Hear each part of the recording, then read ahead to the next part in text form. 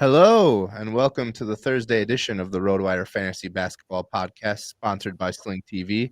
I'm your host, Kirien Sprecher, and I'm joined by fantasy basketball guru Adam King. We'll be answering all of the viewers' pressing early season fantasy basketball questions today. So feel free to start populating that comment sections with all the questions you may have, and hopefully we can get to all of them today. Adam, you've been working for RotoWire for a while now, writing game wraps and articles ever since I've been an editor at RotoWire, which is going on almost 5 years now. Before we get to these questions, just give the viewers a little bit of your fantasy basketball background and where they can find you on social media and where they can find your work. Yeah, so social media, and I apologize for my voice for everyone if it does sound a bit odd. At Adam King 91 is where you'll find me on Twitter and Blue Sky and wherever else. I had to actually go and check how long I've been with RotoWire. So it was 2017 is when I got my initial email from DJ Trainer welcoming me aboard on the 26th of October 2017. So there you go. So we're pretty, what's that, 8 years? Wow. So it's been a while. All of my stuff now is, as you said, on RotoWire is where I do my writing and my show. Stuff It is on the Old Man Squad. So usually doing 3 to 4 episodes a week.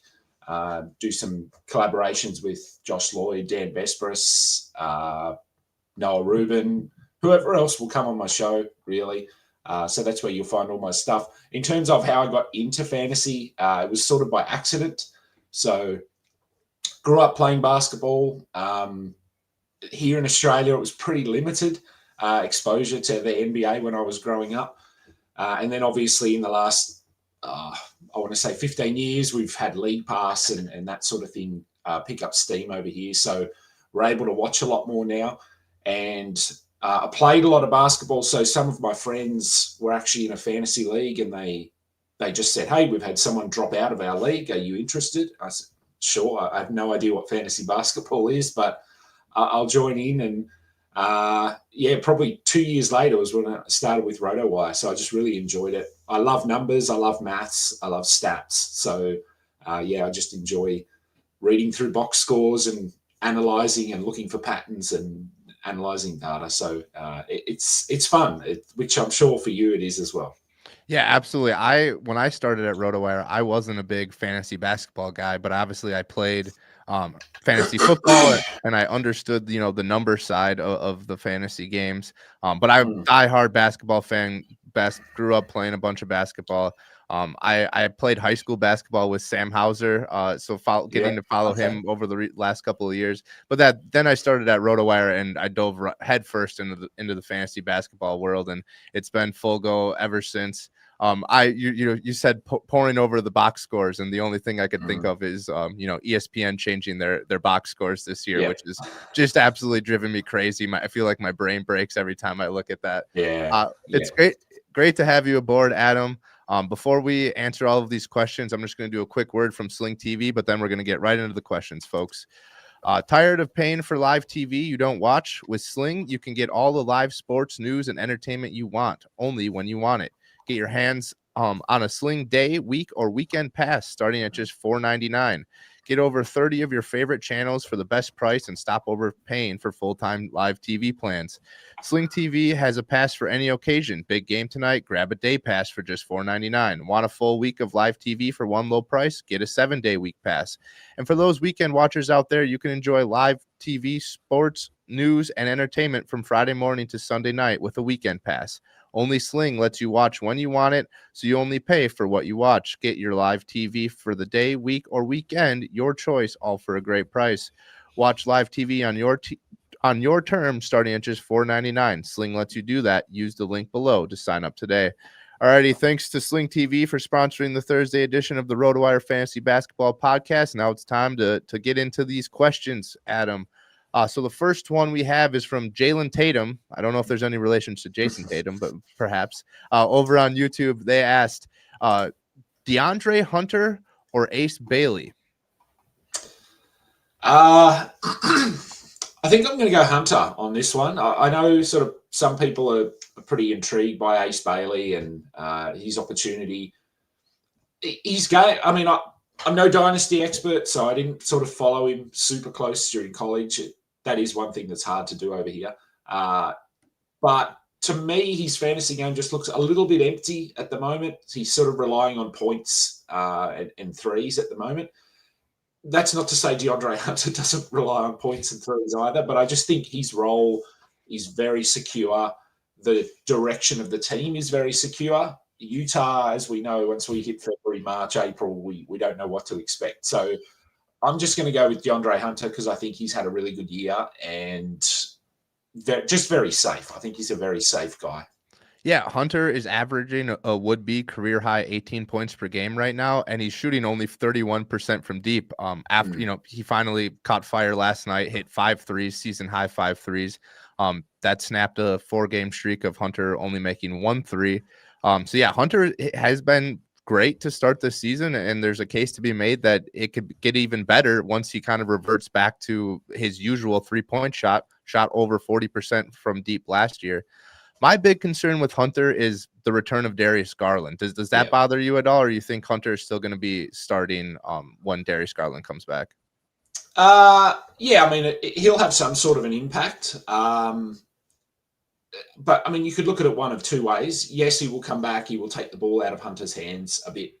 Maybe Hunter moves to the bench. I don't know. But you could also look at it as you said, his 3-point percentage has been down. But if he has a point guard, finding him in his spots, his percentages could go up. And I think Donovan Mitchell, who's been doing a lot of that point guard work, he's not a point guard. If we're being honest, he's better off the ball.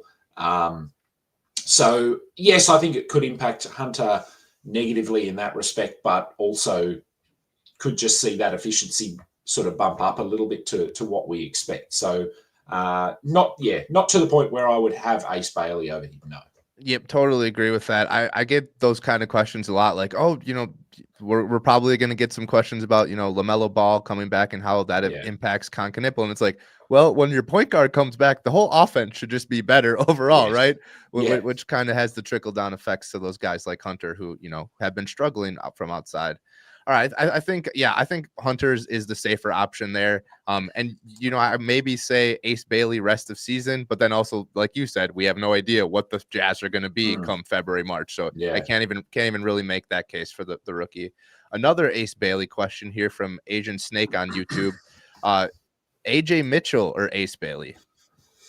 This one's closer, I think, because, and again, this is another situation where we're going to get a pretty high usage player coming back, that Jalen Williams will return. We haven't heard much, which has been frustrating, but he will return at some point. But obviously the Thunder are in no rush at all. It's not like they're struggling without him. So he will come back at some point. AJ Mitchell's been pretty surprising this year. I think people were semi-interested in Aaron Wiggins as a flyer rather than AJ Mitchell, but he's sort of supplanted him in the rotation there, and now Aaron Wiggins is injured himself.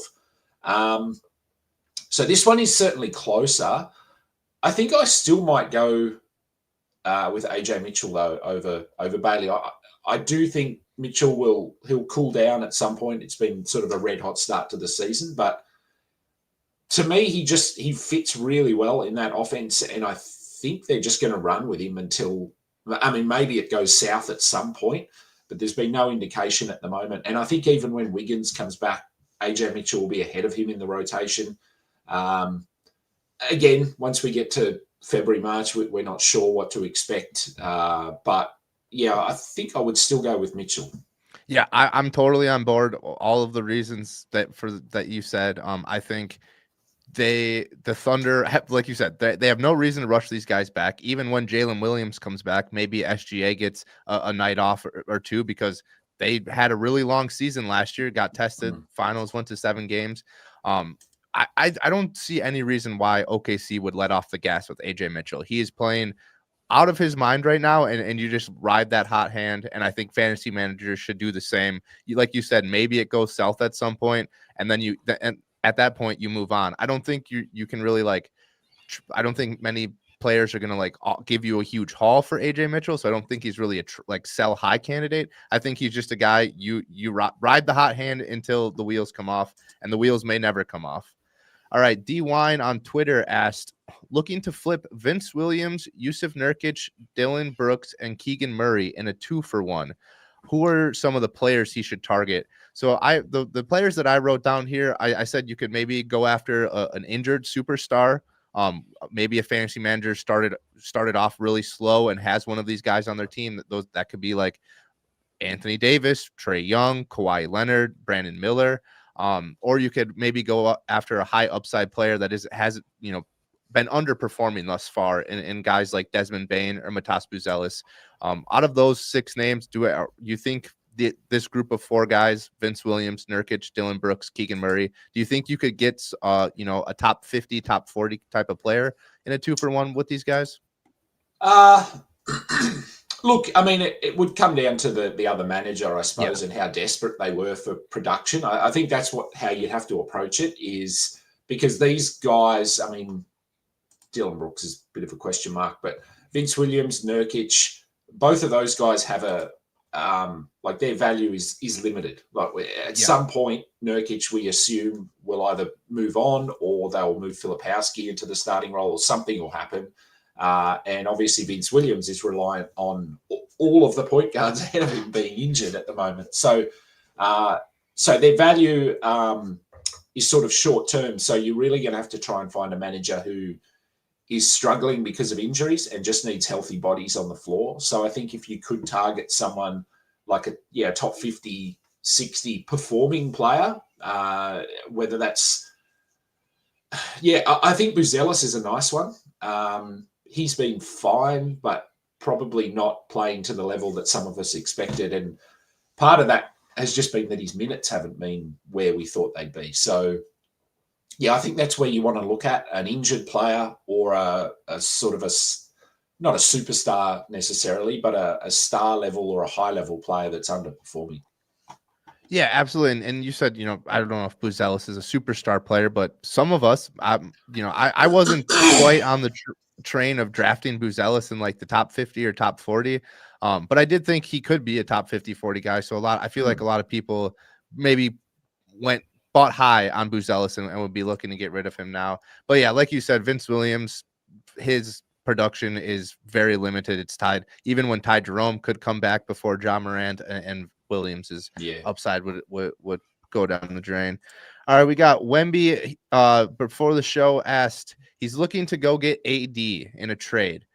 His team has Cade Cunningham, Josh Giddey, James Harden, Ryan Rollins, Dyson Daniels, Quentin Grimes, Buzelis, Kyshawn George, Ace Bailey, Miles Turner, Kalkbrenner, Kristaps Porzingis, and Zach Edey. I think this is a really good team. I don't know if I would really want to get AD on this team. I think you have plenty of upside.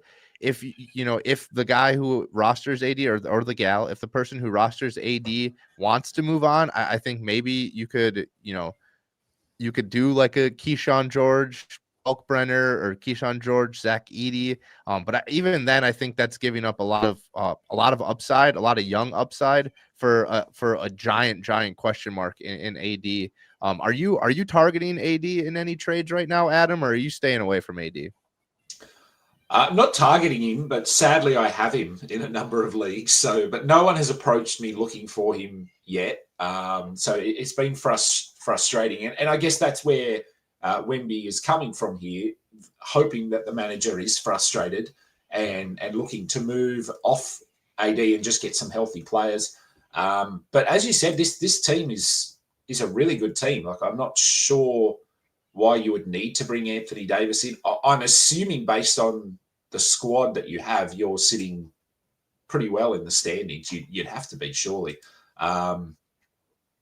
Look, maybe you could get Kristaps Porzingis in there. He's sort of a guy that's injured often as well. So maybe you offer Porzingis and someone, Kyshawn George. I mean, Ace Bailey, we talked about him. Some people are really high on Ace Bailey. So maybe you could offer Kristaps Porzingis and Ace Bailey. I would I would do KP and Ace Bailey in a heartbeat if I had KP and Ace Bailey, but if I had Anthony Davis, I would probably say no. Yeah. Would you? So if someone approached you on a team that you have AD and they offered you Buzelis and Dyson Daniels, would you say yes? I'd consider it, I think. The start of the season, definitely not. Yeah. But with the injury stuff that's going on and just the Dallas stuff, like we're hearing trade rumors already. There is uncertainty. So if I was struggling, if I was sort of ninth in the standings, I'd consider that. I know Dyson Daniels has sort of had a bump with Trae Young out, but I love Dyson, so that's maybe me just wanting Dyson Daniels on my team as well. I would rather have the Dyson and the Dyson Buzelis side of that trade. Like we said, Wemby, I think this team is pretty good. I understand wanting to, get another, top tier talent on that team, but AD just has too many question marks in Dallas right now. All right. P-Dub asked, he has Bam and Ware. Is Ware worth dropping to open up a streaming spot? Yeah, we knew these questions would come as soon as Bam returned. 10 team, 9 cap, by the way. Okay, 10 team, 9 cap. That makes a bit of a difference. I wouldn't drop him yet. I know we saw yesterday Bam return, and the worry is that they didn't play together. They played Bam as the starting center. They played Ware as the backup center. So if that trend continues, then I think the answer is potentially yes, because Bam, we assume, will push to 34 minutes, 33 minutes, which leaves 15 minutes for Ware. So, but I wouldn't do it yet because I would want to see if they're going to play them together, because we have seen them play together in the past. So that would sort of be the answer. If they're not going to play together, yes. If they are going to play together and they're going to find a way to get Ware to 24 minutes a night, then he's probably a hold. Yep, totally agree with that one. And right now he's just not. I wouldn't drop Ware yet. It is basically all I'll add there. You just got to wait and see, like Adam said. Joe Chicago asked, Jaren Jackson's stats are down across the board, including minutes per game. Are we expecting a reversion back to last year's stats, or is this the new normal? What do you think, Adam? He's been pretty disappointing, but again, I think this is a situation where he doesn't have a point guard. He hasn't really had one all season. Ja Morant's been in and out. He's been having little tantrums. Vince Williams played well the other night, but he's not a NBA level starting point guard. So I think this is just a situation where Jaren Jackson has been tasked with doing a lot more offensively, which it has never been his game. I know we've had moments where he's been able to do it, but I think once they get 1 or 2 or 3 of their point guards back, and Zach Edey has sort of just come back, so I think he will be better than he's been. So it's still a pretty good buy low opportunity. But if you have Jaren Jackson, I wouldn't be moving off him yet, because if you want to trade him, you're not going to get good value back. Absolutely. And like you said, his offensive numbers are down a little bit, but so are his defensive numbers. So this added attention to the offensive side is taking away what really makes him valuable, and is those defensive stats. Even if Jaren Jackson is averaging, fewer than 20 points per game, he still is going to be a solid fantasy option if those defensive stats start to spike up, which they have yet to do this year. But obviously that's what we're expecting. Yeah. All right. Joe Chicago has one more question about Kon Knueppel. Kon Knueppel has been great the last 2 weeks, but Ball is back. Miller could be back soon. Do we expect Kon to keep up his strong pace? Are we looking at the rookie of the year right now, or are you expecting a decline in Kon's production?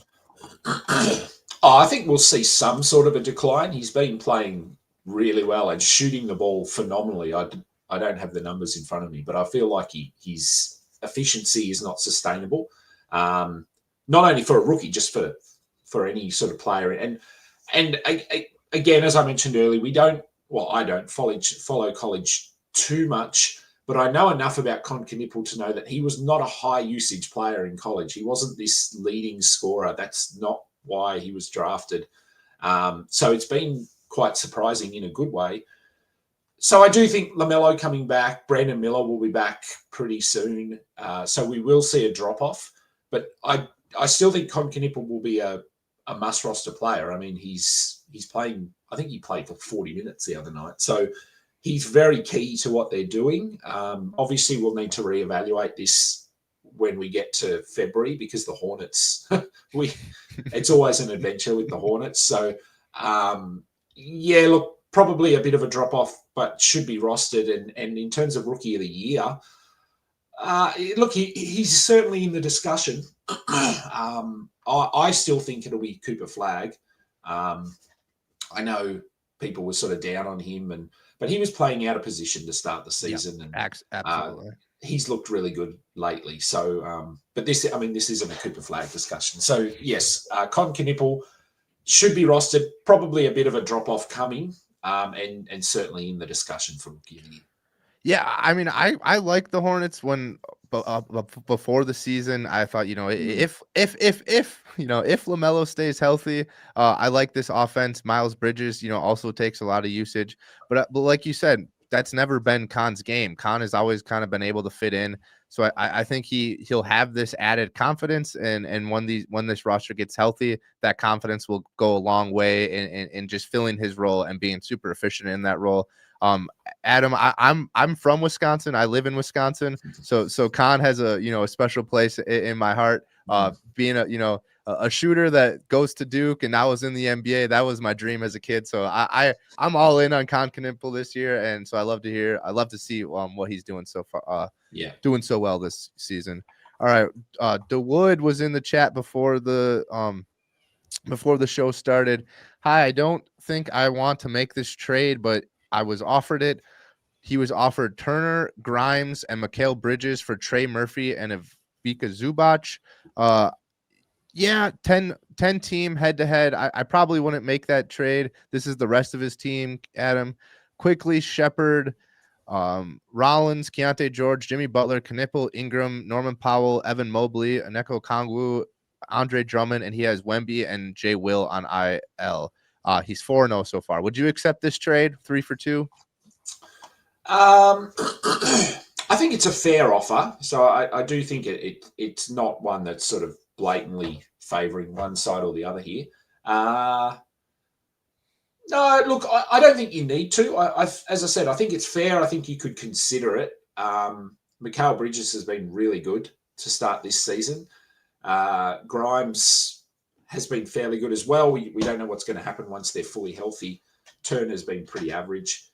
I guess my one concern is the Trey Murphy sort of what happens with the Pelicans once we get to late in the season, because they look terrible. So is there a risk that Murphy at some point is shut down? Well, shut down is probably not the right term, but I mean, he's no stranger when it comes to injuries. So there's a little bit of risk there.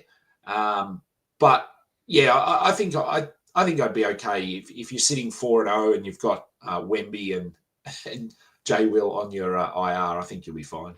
Yeah, JDub. Sorry, JDub. Jay Will, the other Jay Will in OKC. Okay. Yeah, you mentioned Brandon Williams, Mikal Bridges.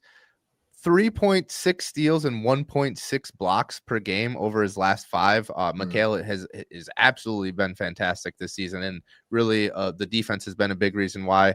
I'm definitely going to say no to this trade. Like you said, I think it's fair. But when you have Wemby and JDub coming back, you don't want to make a 3 for 2 trade right now and cut down another roster spot on an already really good team. Yeah. You're sitting at the top of the standings. You're all set there. All right, before we get into some of these live questions, I'm going to take a quick break here for a message from Prosper Trading. Every weekend, millions bet on sports hoping to beat the odds, but here's the truth. The house always wins. With trading, you're not betting, you're building. At Prosper Trading Academy, we give you the tools, the education, and the live guidance to actually create an edge. You can control your risk, compound your wins, and trade alongside real pros every single day. Stop gambling on games you can't control. Start trading the markets you can. Visit prospertrading.com/roto today and take your shot at real financial growth. All righty, here we go, Adam. Some live questions. starting at the top. Tony Fitt says, just traded Wemby for Maxey and Mark Williams. Couldn't wait for Wemby to return. I was off to a bad start. What are your thoughts on this one, Adam? Big time trade. It is a big one. Yeah, look, I guess if you can't wait for Wemby to come back, then sure. And Maxey's been fantastic. Probably a top 5, top 6 kind of player so far. Personally, I would hold Wemby just because I think his upside is so high. And Mark Williams is certainly he's not a picture of health by any means. So it's probably not a trade I would make if I had Wemby. But if you need production now, Wemby obviously is out for, well, we think 2 weeks, could end up being 3 or 4 weeks. So, I mean, getting Maxey back, that's pretty key in that trade. Not one that I would do personally, but I don't think it's terrible. Yeah, I don't think this is a terrible trade, but I totally agree. I wouldn't have done it. I just think Wemby's upside is too high that you got to roll with him, roll with the punches. I had a question on Wednesday we didn't get to that someone said, is it time to start considering Wemby as like injury prone? And why do we got to do this, guys? It's so early in his career. Wemby seems to be like one of those guys that really takes, like his training seriously to try to avoid these injuries. He is a freak of athlete, a freak of nature, right? So he's going to probably be prone to some of these injuries. But no, let's hold off on the injury prone narratives, especially this early in a player's career. All right, Dylan says, should I trade Kyshawn George, Toumani Camara, and Cedric Coward for OG Anunoby and Mutaspu Zealous? 12-team, 9-cat, looking for 3-point steals and low turnovers. Currently first place in my league. Yeah, I think that might be a good high upside move here. Camara has been struggling mightily offensively, especially with his efficiencies. I really like Cedric Coward though. And I think this just kind of falls on when do we get OG Anunoby back, and is OG Anunoby as good as he was to start the season when he leaves? I think this is a totally fair trade, and I think it's a high upside trade. You're moving on from 3 guys. Kyshawn George you probably got for pretty cheap. Cedric Coward you probably got for pretty cheap, and then you're going after 2 guys that were very valuable just a month ago. So I think this is a really high upside move. What are your thoughts, Adam? Yeah, I think first look is yes, I probably would do this. I mean, I love Kyshawn George, so if I'm saying that you can move him, it's probably okay to do it. Yeah, Kamara's been fine, but hasn't really taken that next step that we were looking for. Coward has been really good, but as we've said, they have 3 high usage point guards to come back into the lineup at some point. Well, relatively high usage. So they're going to impact Coward a little bit. So yeah, I think if you're first in your league, so if you're willing to accept that OG is going to miss a little bit of time here, I think his trajectory, Buzelis's trajectory with the way the Bulls are playing, are both probably a little bit safer than any of those other 3 players. All right, I totally agree with that one.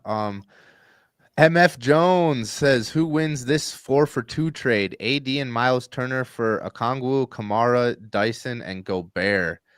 Ooh, yikes. I'm gonna have to go the 4 player side here. That's just 4 players that are going to get consistent minutes, and I don't know what in the world AD is going to be when he comes back. So I think you probably have the higher upside taking AD and Miles Turner, but it's really hard to pass up 4-for-2, especially when it's 4 guys that are playing in a rotation. Is that fair, Adam? Yeah, I think so. I was trying to find a way to disagree with you, but I don't think I can. Not with the uncertainty around Anthony Davis. Yeah. I mean, he's quite clearly the best player there. But yeah, I mean, Dyson has been better the last week. Gobert has been solid. As we said, Kamara hasn't been awesome, but he hasn't been terrible either. And Okongwu has been amazing. I mean, what's happening with Porzingis? Are they even going to keep him? We just don't know. So yeah, I think I'd be okay with going the 4 player side on this one. Cool. Shout out to you, Adam. Kingy in the morning, Kingy in the evening, Kingy at supper time. So let's just take a quick moment here to talk about Peyton Watson. I thought we were gonna get a lot of questions about Peyton Watson.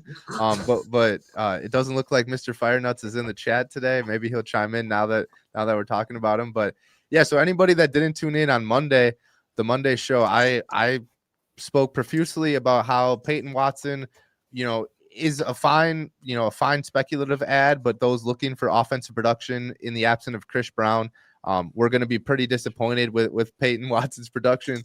And then on Wednesday, I took a little bit of a victory lap after he scored 3 points or 4 points or whatever it was, had a couple of blocks, which is, that's his strong side. And then Aaron Gordon also missed last night, and then Peyton Watson explodes for 32 points. What are your thoughts on Peyton Watson? Is Peyton Watson a must start at this point, or is it only when Brown and Gordon are out? When they both come back, can he be serviceable? What are your Peyton Watson thoughts, Adam? Yeah, that performance was out of nowhere. To be fair, yeah. Look, I don't know. I'm a little bit torn on Peyton Watson. The defensive stuff is real. We know that. We've seen that for the last 2 years in limited minutes, albeit. Is he must roster? I think it probably comes down a little bit to why are you rostering him? So and what's your build? Like quite a few of my people that follow me know that I punt multiple categories. So I have a lot of teams where I'm punting points, threes, assists, and free throw percentage. In those teams, Peyton Watson is a must roster player, yes, because he gets rebounds, he gets defensive stats, and he's playing 30 minutes now with Brown out. So in those situations, yes. Otherwise, I mean, we're obviously not relying on him for 32 points a game. Yeah. But, I mean, he hadn't been terrible. He'd had a 12-point game, a 16-point game, but he'd also had a 5-point game, a 2-point game, and a 0-point game. So it's very, very hit or miss. So I think he's worth holding or worth picking up, but just don't expect what we got last night ever, maybe again. Yeah, and obviously no Aaron Gordon helped substantially there, so he will come back, and Watson will go back to being the fourth option on offense or something like that. Because I mean, Jamal Murray was also very ordinary in that game yesterday, so this was a perfect kind of storm for Peyton Watson, I think. But yeah, I don't mind holding him. I could, and even watching the beginning of that game, you could tell that the Pelicans' strategy was really like, we're going to double and triple team. They also started Najee in that game. So it was very clear, like, we're going to focus all of our attention on Jokic and Murray and make someone else beat us. So the actual question on Monday was from A. Todd. He said, Trey Jones or Peyton Watson. And me and Alex kind of went back and forth. Peyton Watson's, with this performance, you're probably starting Peyton Watson over Trey Jones, but I still think Trey Jones is going to have upside, higher upside for longer, even when both teams get healthy. All right, so you mentioned your punt builds, Adam. So we had another question from MF Jones. What guards do you have or want to have in your 5-punt big man punt build? I can tell you because I'll just open one of them up. I know Kyshawn George is one of them. I have him in a lot of leagues. Let's have a look. So yes, Kyshawn George is one. Amen Thompson is another one because he is guard eligible. Obviously, Asar Thompson is guard eligible. So that's sort of where I like to target in this build is players that aren't really guards, but they're, for whatever reason, they're guard eligible. Amen obviously is playing guard, but Asar Thompson doesn't really play guard. Kyshawn George does. He sort of floats in and out of that role. Trey Jones has actually been a really good one early in the season because he's averaging 2 steals a game and he's been relatively efficient. So I have him. I have Kaysen Wallace still in a few teams, and I know he's been a sort of a hot topic lately with, is he a must roster player? And generally speaking, no, I don't think he is. But in my builds where all I need is steals and like for him to not shoot 1 of 9 from the field, he's been okay. they're the sort of players that I go after. I've picked up Brandon Williams in a lot of those leagues because he's getting steals as well. But yeah, so that's who I look for. I look for guards that they don't have to be high usage. They just get defensive stats and shoot the ball relatively well, or by nature of the build, even if they shoot 44%, they're not shooting the ball enough to impact that category too much. Totally agree. All right. Before we get to the rest of these questions, I got a quick word here from Dabble. Dabble isn't just another DFS app. It's the ultimate social platform where you can connect with other fantasy sports lovers. Dabble lets you win big. You can win up to 5,000 times your money this basketball season. Starting with Dabble is easy. New users get $25 free when signing up. No deposit necessary. Check out the link in the episode description below to download Dabble now. All right, Adam, let's do rapid fire on the rest of these questions and then get out of here. Atot says, is it okay if I trade Evan Mobley for Jalen Brunson and Stephon Castle? I keep losing in the rebounds category anyways. Yeah, I think that's totally fair. Castle's hurt right now. So you take a little bit of hit there, but I think when all three of these players are healthy, the 2-for-1 with Brunson and Castle would really be there. Is that fair? I think so. I do think Mobley's going to be better once Garland is back. As we've talked about, I think having a point guard will help. But yeah, Brunson's been good. You know exactly what you're getting from Brunson, and and if you're moving away from rebounds, which it sounds like you are, then it absolutely makes sense. Cool. All right, Bobby Portis or Wendell Carter Jr. tonight? 10-team, 8-cat. I don't know. I'll go Wendell. It's hard for me to say Bobby Portis as an answer to any question. Yeah, Wisconsin guy here, so I'm not a Bucks fan, but I watch the Bucks a lot. The big thing here with Bobby Portis music is that Bobby Portis and Miles Turner aren't really playing many minutes because they aren't playing very well together. So I get wanting to stream Bobby Portis with Giannis out. There should be more usage to go around there. But Bobby Portis has kind of just been the backup center. And when they've tried to play him at the 4, it hasn't really worked out very well for Milwaukee.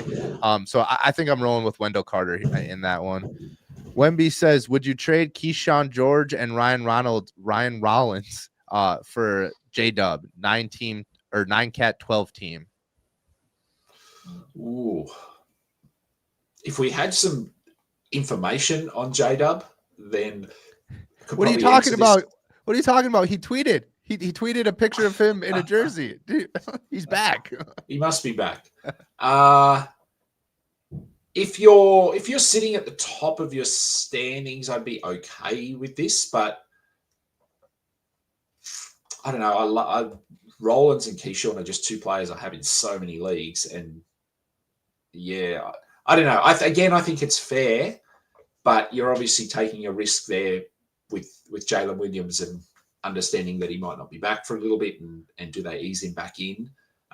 So I don't think this wouldn't be an automatic accept for me, but I think it's okay. Yeah, I think it's fair, but I like you said, I wouldn't automatically accept this. I would ride the gravy train that is Ryan Rollins and Kyshawn George right now.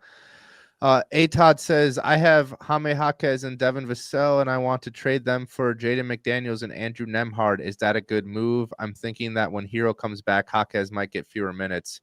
So let's just start with Miami there, Adam. What are your thoughts on how the rotation will shake out when Hero comes back? Because I've gotten a lot of questions about Davion Mitchell, Jaime Jaquez. How are those guys' roles going to change when Hero comes back?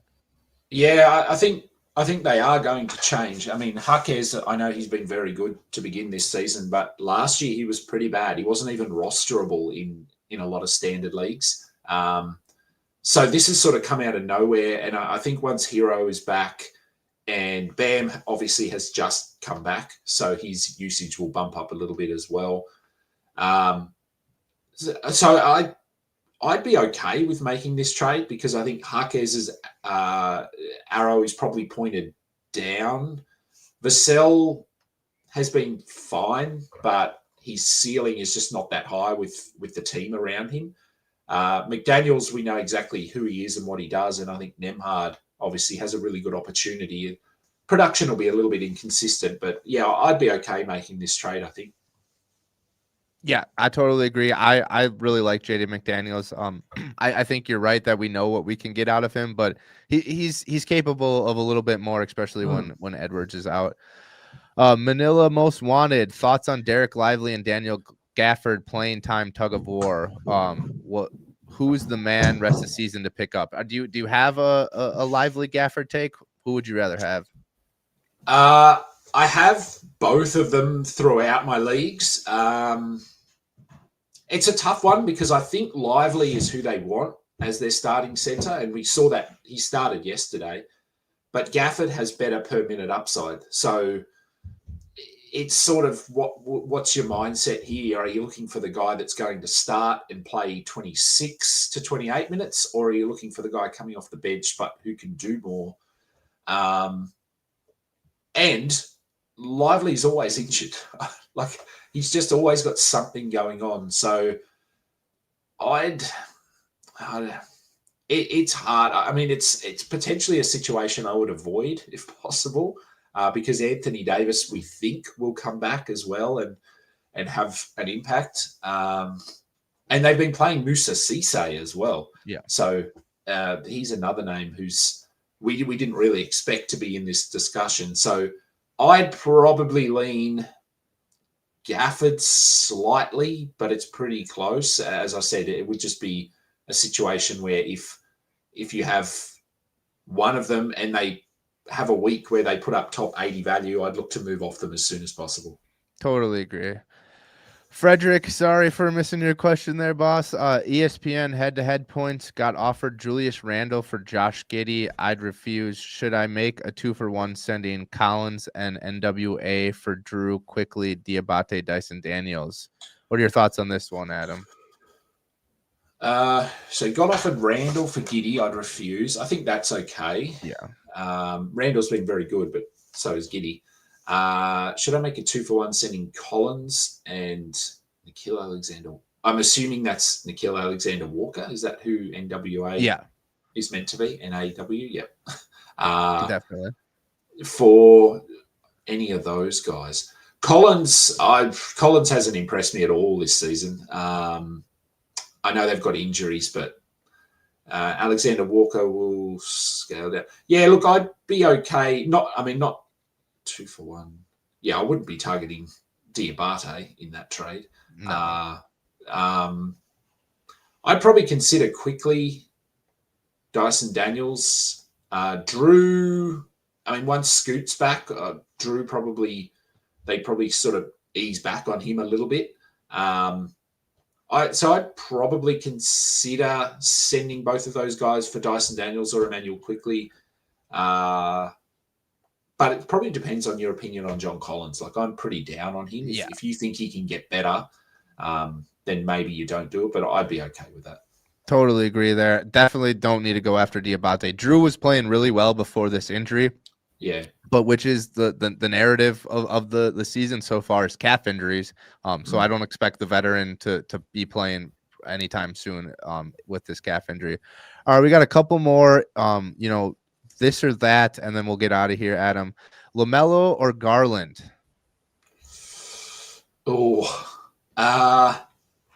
Per game, sort of per minute upside, I'd go LaMelo. Usually I'd go the other player in any discussion when it turns in terms of injuries for LaMelo. But Garland's, that toe injury has just been bothering him. So I'd probably be okay with LaMelo. Yeah, I think LaMelo has the higher upside, and they're both injured right now, even though Garland doesn't have the history. All right, Mala says Donovan Clingan or Zach Edey 8-team head-to-head 9-cat rest of the season. I'd go Edey. Yeah, same. Jokic owner is asking for Sabonis, Booker, and Reeves. Is that too much or fair? That's a juicy question. Ooh. I probably wouldn't do it. Jokic is clearly the best player, but Booker, Reeves have both been very good, and Sabonis can only get better, surely. Yep, totally agree there. Jokic can single-handedly carry you to a championship. He's single-handedly carried me to many a championships. But if the Jokic owner manager is asking for this trade, that probably means he's not doing too well right now. Yeah. So I don't think Jokic is going to be carrying you to a title in that league. So I think it's fair to pass on that one. All right, one more question here. If you've tuned into the Wednesday show with Mike Bonner, you know how much we talk about Paul George. So I'm sure the fans are sick of my Paul George commentary. So Adam, what are your thoughts on Paul George's peak production this season? I know that you've sort of talked about your Paul George takes, and you've got in trouble for those that sort of thing before. Look, I mean, he's still a very good player. What's his ceiling? Top 50, maybe top 50, top 60, but that's going to be. He's probably not going to play back-to-backs. There could be another injury just around the corner. We just don't know. So that's best case is top 50, but I wouldn't be viewing him as a top 50 player. I'd probably have him more as a top 80 player when all is said and done. So yeah, I didn't target him anywhere in the preseason, and I'm not interested in him now. Yeah, I think his per game production is still going to be pretty solid. Especially once he gets a few games under his belt. But I'm in just so many leagues where you set your lineup on Monday and your lineup is set. Yeah. So rostering a guy like Paul George is just terrible in those situations. If you're in a daily lineups league, it makes it way easier. Appreciate everybody chiming in. Thanks, Adam, for hopping on the show. Fire Nuts did finally got his Peyton Watson take off. So I did apologize earlier, Fire Nuts. Once again, appreciate everybody in the chat.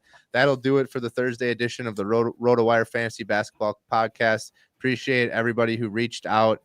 If you like this content and you want us to continue doing this mailbag type episode every week, please like the video, subscribe to the channel. It's free for you guys. That goes a long way towards keeping this going. Thank you to you, Adam, again for hopping on and doing this. Hopefully we can chat again soon. Until next time, before we hop off, once again, tell everybody where they can find your work and where they can find you on social media, Adam.